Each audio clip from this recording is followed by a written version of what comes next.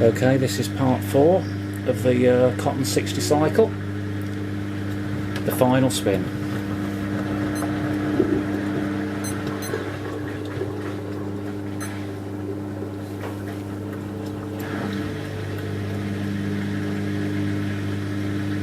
So this is the full 1400 RPM spin, and it might take a few minutes or so to balance the load before it kicks into spin.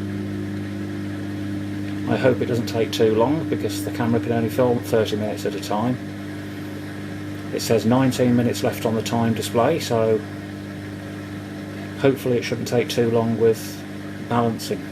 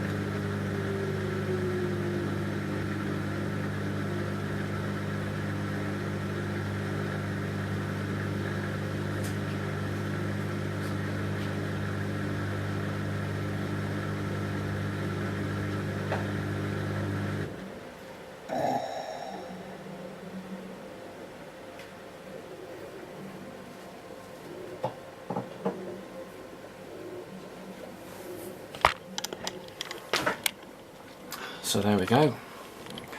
That wasn't too badly a behaved final spin, but I could definitely hear those bearings going at the 1400 when it got to that speed. So that, as I say, it didn't knock too much on that last one. It was quite off balance really for a last spin. It doesn't normally spin when it's that unbalanced, but for some reason it did on this occasion. But there we go. Probably just wanted to act up for the camera. Like I say, I mean, it isn't at death's door yet. I mean, there's still maybe a few months left on it, but I wanted to replace it now. It's been going for 11 years, and I think it's about time to have another one now. There we go. It's finished its cycle there. So I don't know whether I'm going to scrap this machine. I might donate it to the Heart Foundation. They usually test them before they sell them. I'm not quite sure how the process works. I know Brandon tests washing machines for the British Heart Foundation, but people send some rubbish to them worse than what this is. I mean, it might have several months left in it. I don't know. But all I know is the bearings are worn. But, you know, it's an old machine now. I'm going to take you across and show you what machine it is I'm going to be replacing that with, because it's here on the internet.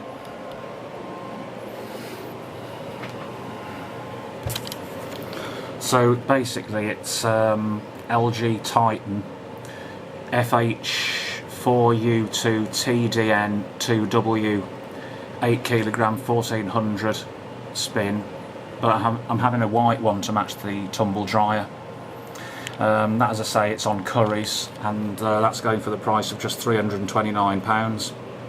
So I thought, well, while they're on special offer like that, I can't really grumble at that, because most of them are over £500 in the Argos catalogue.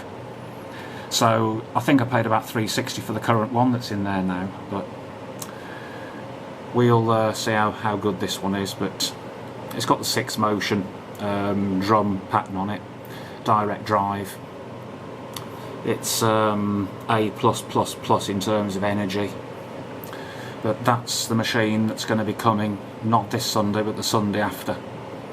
And I don't know how on earth I'm going to get rid of that old one at the moment. I'll have to just put it in the bathroom for now, I suppose. I don't know what I'm going to do with it at the moment. Might stick it on eBay if anybody wants it. I don't know.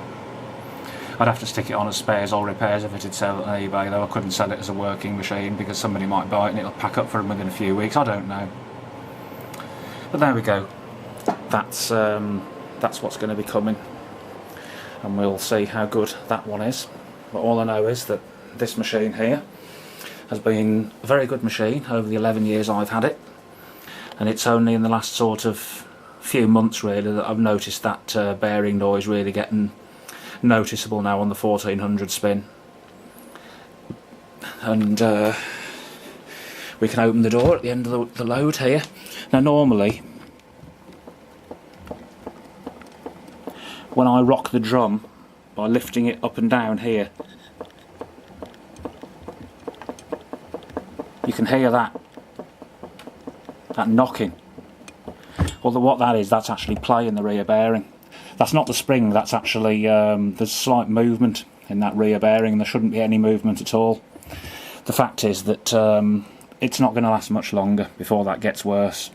And what normally happens is that the seal on the bearing starts then to leak the water into the bearing. That rusts the bearing out, and then it leaks to the other side. And on these particular machines, on the direct drive, when it comes out on the other side, that's where the motor is, and it'll run down the back of the drum.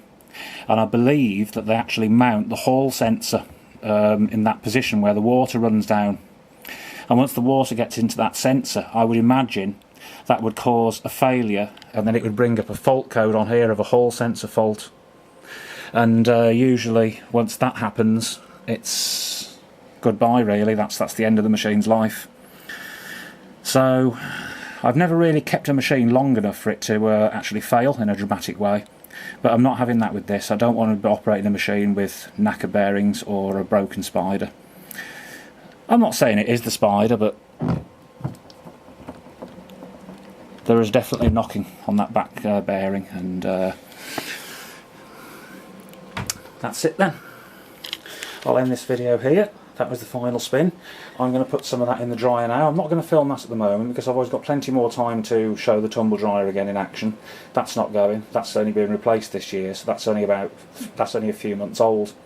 I did do a little video of this not that long ago, and that's on my channel, and other non-vacuum cleaner appliances. I think that one is on that playlist. But that has been used. There's not really much to see on it once it gets going and the door steams up. All you can do is listen to the sounds it makes. But there you go. That was the probably going to be the final video ever of the WM14225FD. It's just done the 60-degree cotton cycle, and it's been in 4 parts this time. So I'm sure the washing machine buffs will love to sit there and watch that go through. And when the new one comes in and it's been plumbed in and we've got it all in action, then I've no doubt I will have recordings and videos of the new one. So until then, I'll say bye for now.